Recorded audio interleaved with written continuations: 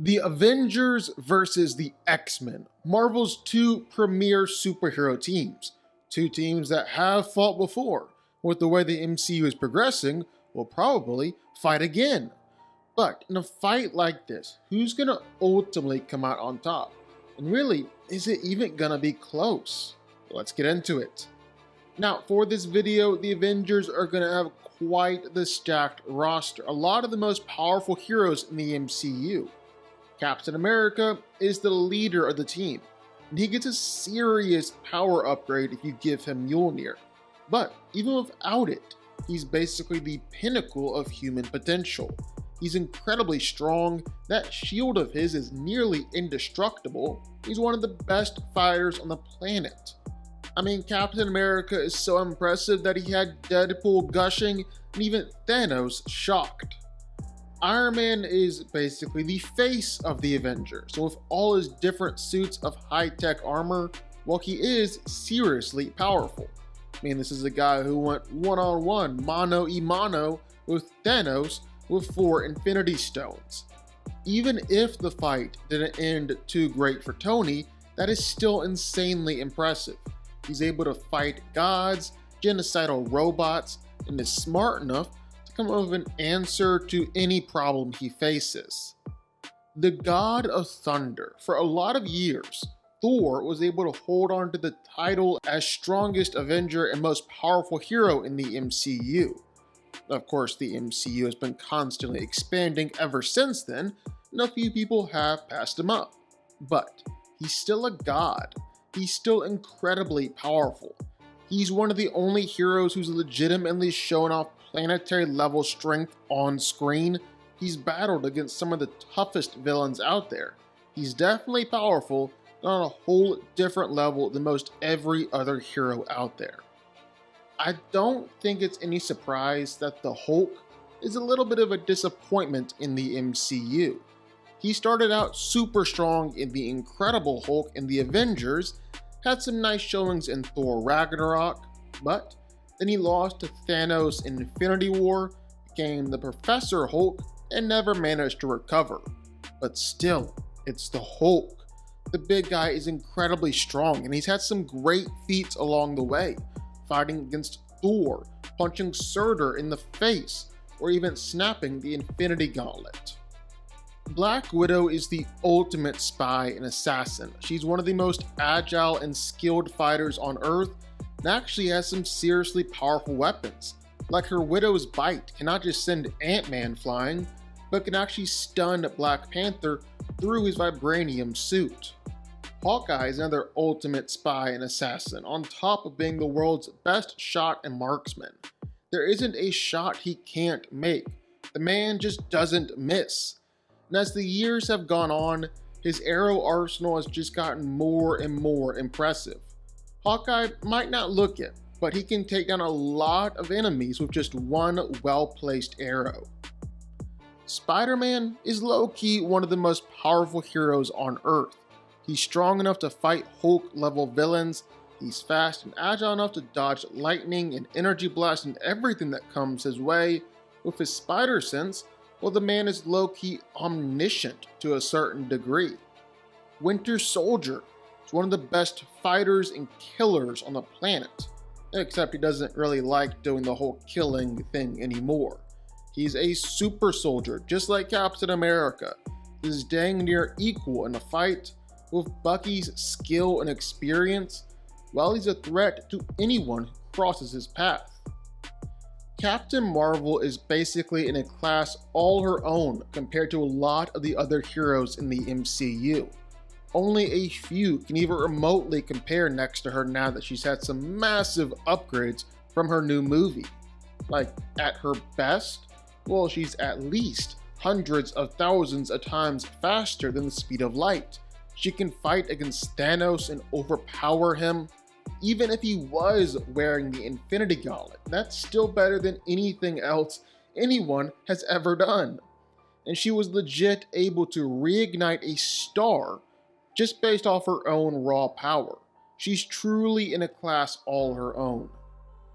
Vision is one of the forgotten heroes in the MCU, but when he's at his best, Well, he's really very powerful. His phasing allows him to cut through a lot of characters and attack them from the inside out, on top of giving him super strength and durability.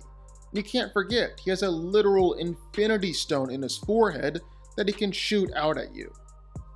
Black Panther is a lot like Captain America and Winter Soldier, a superhuman super fighter.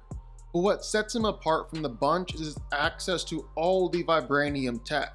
Makes him dang near indestructible in a fight. It takes a villain like Thanos to knock him out.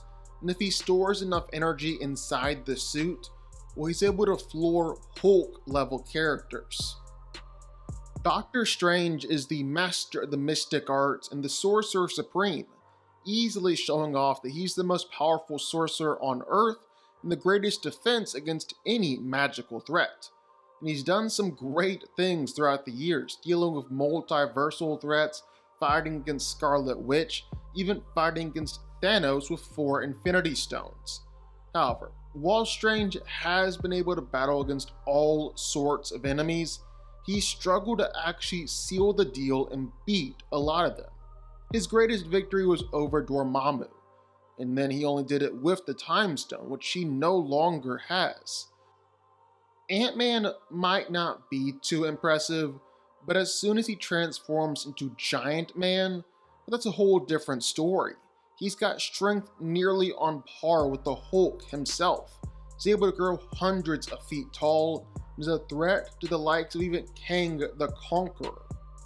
Wasp is Ant-Man's partner in crime, and while she can't grow big, she can shrink down real small. She's able to fly, she can shoot out laser blast at will, and is a surprisingly skilled fighter, especially with her size-altering powers. It kinda took a while for Wanda Maximoff to officially become the Scarlet Witch, but when she did, well, she really cemented her place as a powerhouse in the MCU. She's one of the most powerful magic users we've ever seen, to the point where she's more powerful than the Sorcerer Supreme. Doctor Strange said he had no way to defeat her, and she could take on all the sorcerers of Earth at once. And she's just as powerful against normal heroes too. She easily soloed the Illuminati, which included an alternate version of Captain Marvel. Scarlet Witch was suggested to be a multiversal threat, and she really lived up to the hype. And of course, if the Avengers have a stacked roster, well then you gotta give the X-Men a stacked roster too. Some of the strongest and most powerful mutants out there. Professor X is the founder of the X-Men, the driving force behind peace between humanity and mutant kind, one of the most powerful telepaths on the planet. He can read people's minds with ease, even tapping into almost every mind on the planet at once.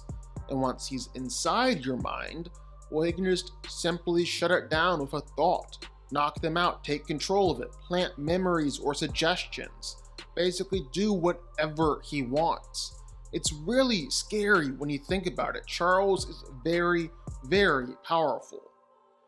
Magneto is Professor X's best friend, but the two men couldn't be more different when it comes to mutants' relationship with humanity. He's the master of magnetism and can control everything on the electromagnetic spectrum, but usually just resorts to manipulating metal any way that he wants. And Magneto knows just exactly how to use this power too, ranging from pulling all the metal out of a person's blood to even shifting the Earth's magnetic poles and causing destruction all around the world. Wolverine is easily the most famous X-Men out there, complete with his signature adamantium claws and healing factor. He's incredibly strong and powerful, can survive literally any attack that comes his way, even nuclear bombs. With his adamantium claws, well, you really don't want to get caught in between them. He's a skilled fighter, a lethal killer. He's the best at what he does, and what he does isn't pretty. Cyclops is the leader of the X-Men, and is famous for his power to shoot out powerful optic blasts from his eyes. These blasts are seriously powerful too, and Scott is an expert when it comes to shooting them around. He's got incredible aim, he's even mastered the ricochet, like he's Captain America or something. Beast is the brains of the team, one of the smartest men on Earth. And in a fight, well, he literally is a beast. He's incredibly strong, surprisingly fast and agile, but really lacks a lot of the versatility that so many of the other X-Men have. Storm can control the weather at will, and she's easily one of the most powerful mutants out there. She can shoot out lightning bolts, control thunderstorms, hurricanes, tornadoes. She's absolutely a force to be reckoned with. She's definitely one of the top members of the X-Men, no doubt about that. Mystique was born with the ability to shapeshift into anyone she wants, which should come in pretty handy when your real form is a blue-skinned scaly lady. She's also very fast and agile, and a pretty skilled fighter too. She can casually take down most opponents, is even able to hold her own against someone like Wolverine. Nightcrawler is the OG teleporter for the X-Men, able to instantly teleport from one point to another, and it really comes in pretty handy in a fight. He's an expert at using his powers. He's nearly impossible to actually tag, and he can pick up enemies and teleport with them, taking them out of the fight that way. Kitty Pryde's got the mutant power to phase through objects, meaning she can literally shift herself on the atomic level and pass through solid objects. What's especially devastating is when she takes someone else along for the ride with her, leaving them trapped, stuck halfway in an object. Rogue has the ability to absorb another person's memories and powers just by touching them. She holds that touch for long enough, well, she'll eventually absorb their life. But while killing someone with just a touch is pretty powerful, she's also able to absorb another mutant's powers, then use it herself, meaning she can potentially have any mutant power out there for a short period of time. Deadpool is technically a mutant, as he was injected with a drug that was supposed to activate any mutant gene laying hidden inside of him. And while it did technically work, giving him a healing factor on par with Wolverine, it also kinda ruined his life. But Deadpool took it all in stride and went on to become an elite merc, one of the best fighters and killers on the planet. Colossus is the big lumbering muscle, who's also a teddy bear and got a heart of gold. He can transform his whole body into living steel, making himself incredibly strong and ridiculously tough, to the point where he can beat Angel Dust in a fight and even hold his own against Juggernaut, although he did get pushed to the point of fighting dirty in that one. Iceman isn't just able to transform himself into an Iceman, but he's also able to shoot out ice all around him, either bring people down to freezing, catch them in ice, or just hit them with an ice blast. Not just that, but it looks like he's actually able to control cold and heat itself. Quicksilver is the son of Magneto and is easily the fastest mutant out there. And no kidding, this guy is stupid fast. He can reach supersonic speeds no problem. And not only is he able to completely statue bullets, but he can completely statue explosions and lightning too. And all this speed definitely helps Quicksilver in a fight. He's able to rock Apocalypse with a punch. And considering that there are only a handful of other mutants fast enough to catch him, yeah, I would say Quicksilver is definitely powerful. But rounding out the team, of course it had to be Jean Grey, the person who beat Apocalypse, and that was even before she had even officially tapped into the Phoenix Force. She's not only the most powerful telepath on Earth, but also has essentially unlimited telekinesis. Basically, she can do whatever she wants with just a thought. And I pretty much do mean whatever she wants. And after merging with the Phoenix, well, she only became even more powerful, easily dwarfing both Professor X and Magneto in power, as she was essentially given the powers of a cosmic god. Yeah, no doubt about it, Jean Grey is the most powerful mutant we've ever seen. So, who wins here? Well, let's break it down. Now, for as much as we want to think this fight is the Avengers versus the X-Men and just both teams smashing into each other and every hero fighting to the best of their abilities, that's not really the case, because both teams have some members that, while we love them, and in the right context, they're pretty powerful, in a fight like this, they're not gonna do much. So really, what this fight is the high-tier Avengers versus the high-tier X-Men. Because Hulk could kill Beast with just one punch, just like Quicksilver could knock out Hawkeye in an instant. So the heroes we really gotta focus in on here are now Thor, Hulk, Doctor Strange, Scarlet Witch, Captain Marvel for the Avengers, and Quicksilver, Professor X, Magneto, and Jean Grey for the X-Men. You can try and argue that other heroes should be mentioned in this top tier, but let's be real. Storm isn't gonna out-lightning Thor. Colossus isn't landing a punch on Hulk. And Iron Man or Vision, they aren't making it past Magneto. And here's the thing, even in this tier, several heroes can still one-shot others. Professor X can potentially control the Hulk with just a thought, but that's also just as likely that Hulk accidentally steps on Professor X and ends it right there. I mean, this is a guy in a wheelchair.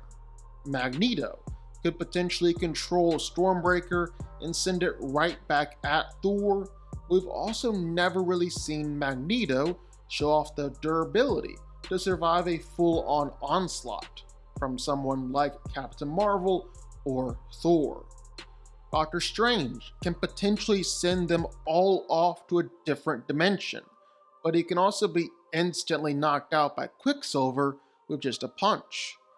And then there's Wanda Maximoff and Jean Grey, the Scarlet Witch versus the Phoenix. And let's be honest, this is kind of where the fight is gonna be decided.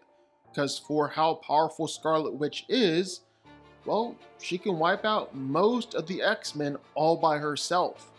She's already killed Professor X. She's already caught Quicksilver. But with the way she instantly wiped out Black Bolt and killed Captain Marvel, I'm gonna say she can kill Magneto too. With the Phoenix, well, she's literally the ultimate telepath and the ultimate telekinetic. She's literally a cosmic god. She can easily take out Professor X, she can easily take out Magneto, she can easily kill Apocalypse, she can literally wipe out anyone around her with just a thought and a gesture. She is absolutely terrifying. It's possible that either one of them could solo the other team. So really, whoever is stronger out of these two is gonna carry their team to victory. And it's a ridiculously close fight. Both are able to operate on a seemingly universal level, with it being said that the Phoenix was what brought life and created the universe in the first place. And with the Darkhold prophesying that Scarlet Witch was destined to rule or destroy the cosmos, meaning the universe and potentially even the multiverse. Now, neither Jean or Wanda have really shown off that they can live up to that potential, but that is the scale that we're talking about here. But I think I have to give the slightest edge to the Dark Phoenix. It's like Wanda fighting against Thanos with all the Infinity Stones. She can hold her own and make it a good fight, but at the end of the day, she's fighting against a fundamental force of the universe. It's an uphill battle from the very beginning, and it doesn't help the fact that as ruthless as Scarlet Witch is, Jean is even more so. She will disintegrate everyone in her path, and she has absolutely no problem about doing it. And she'll definitely get the first shot here, because she's just that ruthless. This is a very close fight, and Scarlet Witch could potentially lead her team to victory. Definitely helped out by Thor and Captain Marvel as physical juggernauts too. But if Scarlet Witch can't take down both Jean Grey and Professor X, then the X-Men are winning here. And while she can probably defeat Professor X, it's a lot harder to say she can beat Phoenix. But we've seen that the Avengers have really no counter to mind control. That's probably even including Captain Marvel and maybe even Doctor Strange. It all depends on Wanda. And that's asking a lot for even someone as powerful as the Scarlet Witch. So have to give the slightest edge to the X-Men, and the ultimate victory goes to them. The X-Men win. But what do y'all think? Sound off in the comments down below. I know you're gonna have thoughts and feelings on this one for sure. If you stuck around this long and made it to the end of the video, that's amazing. Thank you so much for watching and for supporting us. And if you want to go subscribe, well, go subscribe. You're going to see more videos like this one every single week. I'll see y'all then. I'll see y'all next time.